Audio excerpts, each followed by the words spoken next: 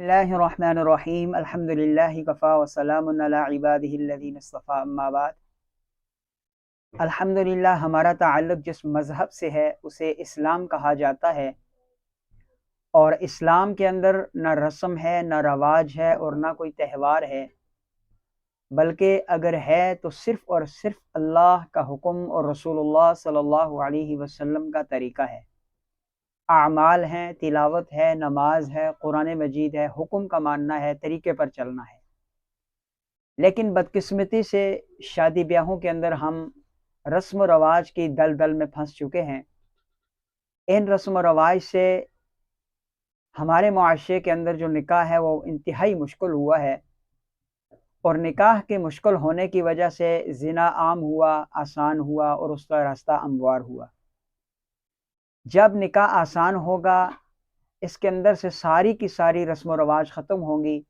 منگنی سے لے کر بارات تک، اور بارات کے بعد بھی بہت ساری رسومات ادا کی جاتی ہیں۔ یہ ساری کی ساری رسومات کا خاتمہ ہوگا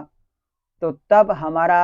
معاشرے کے اندر جو نکاح ہے وہ آسان ہوگا، اور رسم و رواج ختم ہونے کی وجہ سے زنا نہیں ہوگا۔ قرآن مجید کے اندر 25 آیات کریمہ ہیں کہ جن سے ہمیں اللہ رب العزت نے حکم دیا کہ شادی بیاہوں کے اندر سے رسم و رواج کو ختم کریں، نکاح کو آسان کریں، سادہ کریں، اور سنت کے مطابق کریں۔ اور رسول اللہ صلی اللہ علیہ وسلم کی ذخیرہ احادیث میں تقریباً 1900 احادیث ایسی ہیں جو نکاح کی طرف مشیر ہیں، نکاح کو آسان کریں، سادہ کریں، جلدی کریں۔ اور یہی چیز صحابہ کرام سے بھی ملتی ہے، تابعین، تبع تابعین، صلحاء امت، فقہاء امت، ائمہ مجتہدین سے ملتی ہے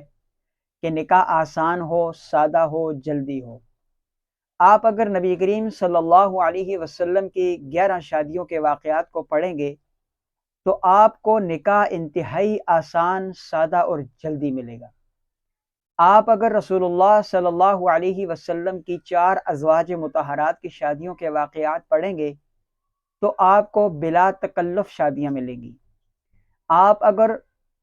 1,24,000 کم و بیش یا 44,000 کم و بیش صحابہ کرام کی شادیوں کے واقعات پڑھیں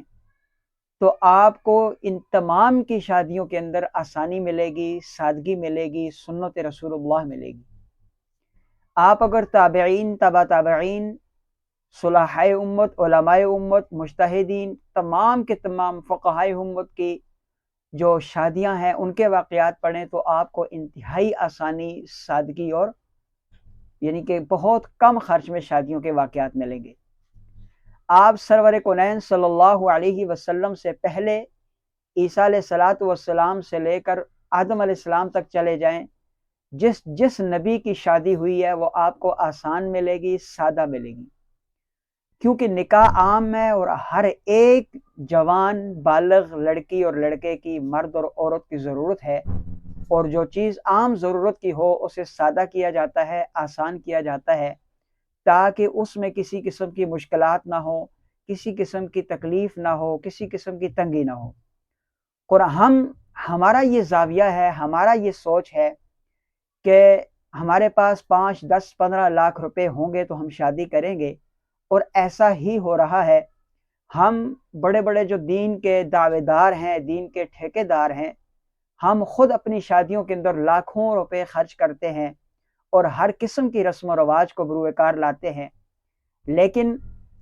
اس کے پیچھے کہانی یہ ہوتی ہے کہ جی ہمارے پاس ابھی پیسے نہیں ہیں اس لیے ہم شادی نہیں کر سکتے، ابھی مکان نہیں بنایا، ابھی کار کوٹھی لینی ہے، ابھی بنگلے بنانے ہیں، ابھی بینک بیلنس بنانا ہے۔ اس مشن کے اندر، اس سوچ کے اندر کسی کو کوئی تخصیص نہیں ہے، وہ عام آدمی ہو، دکاندار ہو، کاروباری ہو، وہ عالم دین ہو، امام مسجد ہو، مفتی صاحب ہو، کوئی بھی ہو، سارے اس سوچ پر متفق نظر آتے ہیں۔ لیکن قرآن مجید کیا کہتا ہے؟ قرآن مجید کہتا ہے کہ وَإِن يَكُونُوا فُقَرَاءَ يُغْنِهِمُ اللَّهُ مِن فَضْلِهِ، کہ اگر وہ غریب ہیں، تنگ دست ہیں، تو اللہ تعالیٰ اپنے فضل و کرم سے ان کو غنی کرے گا، یعنی نکاح کے ساتھ رزق کے وعدے ہیں۔ تم نکاح کرو اللہ تعالیٰ رزق عطا فرمائے گا، تم نکاح کرو اللہ تعالیٰ تمہیں کشادگی عطا فرمائے گا۔ اور رسول اللہ صلی اللہ علیہ وسلم کا بھی یہی فرمان ہے کہ 3 آدمیوں پر اللہ کا حق ہے کہ وہ ان کو غنی کریں، غیب سے رزق عطا فرمائیں۔ پہلا شخص وہ ہے کہ جو مکاتب کا معاملہ کرتا ہے، دوسرا شخص وہ ہے کہ جو جہاد فی سبیل اللہ، اعلاء کلمت اللہ کے لیے اللہ کے راستے میں جہاد فی سبیل اللہ کرتا ہے، تیسرا شخص وہ ہے کہ جو پاکی حاصل کرنے کے لیے نکاح کرتا ہے۔ رسول اللہ صلی اللہ علیہ وسلم کا فرمان ذیشان ہے کہ یا معشر الشباب من استطاع منکم الباء فلیتزوج فإنہ اغض للبصر واحسن للفرج، کہ اے نوجوانوں کی جماعت تم نکاح کرو اگر تم نکاح کی استطاعت رکھتے ہو۔ یہاں استطاعت سے مراد یہ ہے کہ تم اگر مہر ادا کرنے کی طاقت رکھتے ہو۔ ایک شخص اگر مہر ادا کرنے کی طاقت رکھتا ہے تو وہ پھر اگر نکاح میں تاخیر کرتا ہے کسی بھی عذر کی بنا پر تو وہ گناہگار ہے، اس کو جلدی شادی کرنی چاہیے اور اس کو سنت کے مطابق سادگی کے ساتھ شادی کرنی چاہیے۔ اسی طرح قرآن مجید کے اندر، احادیث مبارکہ کے اندر رسول اللہ صلی اللہ علیہ وسلم کی حیات طیبہ میں بہت ساری احادیث، آیات، واقعات ملتے ہیں کہ جن سے شادی کو آسان، سادہ اور جلدی کرنے کا حکم ہے۔ لیکن افسوس کے ساتھ کہنا پڑتا ہے کہ آج وہ شخص جو نبی کریم صلی اللہ علیہ وسلم کا عاشق کہلاتا ہے، جو نبی کریم صلی اللہ علیہ وسلم کی ختم نبوت کے لیے جان دینے کی بات کرتا ہے، جو نبی کریم صلی اللہ علیہ وسلم کے دفاع کے لیے اپنا تن من دھن لگانے کی بات کرتا ہے، جو صحابہ کرام کے اوپر کٹ مرنے کی بات کرتا ہے، جو اہل بیت کے لیے کٹ مرنے کی بات کرتا ہے، جب بات عمل کی آتی ہے تو وہ پھر جاتا ہے، رک جاتا ہے، سوچنے پر مجبور ہوتا ہے، اور وہ اس لیے ہوتا ہے کہ لوگ کیا کہیں گے، معاشرہ کیا کہے گا، ماں کیا کہے گی، باپ کیا کہے گا، بہن بھائی کیا کہیں گے، عزیز و اقارب کیا کہیں گے، دوست کیا کہیں گے۔ لیکن اس کو یہ نہیں پتا کہ قرآن مجید میں اللہ فرماتے ہیں قُلْ إِنْ كَانَ آبَاؤُكُمْ وَأَبْنَاؤُكُمْ وَأَزْوَاجُكُمْ وَعَشِيرَتُكُمْ وَأَمْوَالٌ اقْتَرَفْتُمُوهَا وَتِجَارَةٌ تَخْشَوْنَ كَسَادَهَا أَحَبَّ إِلَيْكُم مِّنَ اللَّهِ وَرَسُولِهِ وَجِهَادٍ فِي سَبِيلِهِ فَتَرَبَّصُوا حَتَّى يَأْتِيَ اللَّهُ بِأَمْرِهِ، کہ اگر آپ کو والدین سے، بہن بھائیوں سے، عزیز و اقارب، ساری یہ آیت پوری کی پوری آیت ہے کہ اگر ان سارے رشتہ داروں میں اگر آپ کو یہ سارے رشتہ دار محبوب ہیں اللہ سے، اللہ کے رسول سے، جہاد فی سبیل اللہ سے، تو پھر آپ اللہ کی طرف سے عذاب کا انتظار کرو۔ آج ہم نے